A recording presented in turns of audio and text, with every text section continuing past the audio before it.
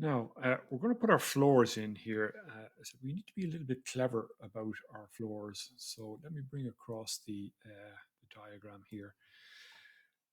So, right, what we've got here is, if you like, a slab that's underneath, and the external part of the floor is coming through onto that slab. And let's just come down here.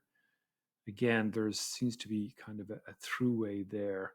So that's a level access going right the way through. So we want our doors to arrive at that level as well. Um, okay, so that's an interesting little way of going about that. And so if we were going to solve that here in the model, the solution to it really is to put in two floors. Um, Now, floors normally act on a level, and they work downwards from that level.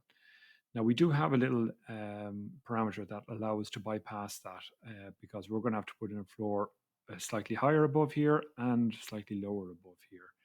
So I'm going to have to rename that tag, I think.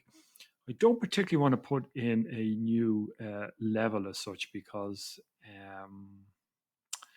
I just don't think it's going to be crowded, and I just don't think it's going to be worth it. So what I'm going to do here is I'm going to go over to my architecture tab and my old pal, the reference plane here.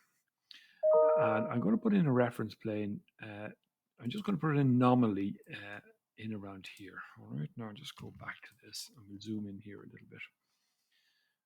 Okay, so I want that to be about 50 mil below that level. All right, it's 50 mil below that level.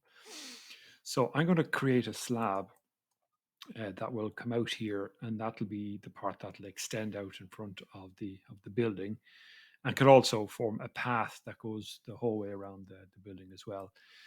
In here now, this is slightly different.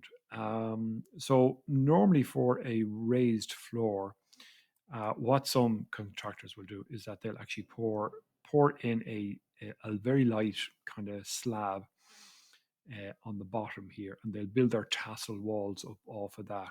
Okay, so that's one way of going about it. We've decided to take a slightly different route because our floors are going to arrive in panels, pre-made panels, more or less, and we want a good solid footing for them. As I said, the reason we're putting in two tassel walls here is because we're going to use this floor for dancing, and we want plenty of support there. Okay, now, the guys in TDS might want you to do this a slightly different way, and that's fine. If they do, we can come back in and make our changes here. But what I'm going to do is now I'm going to construct two floors. So it's going to be an underfloor, which will be about 100 mil of concrete, which will go through here, here, here, and poke out there as well.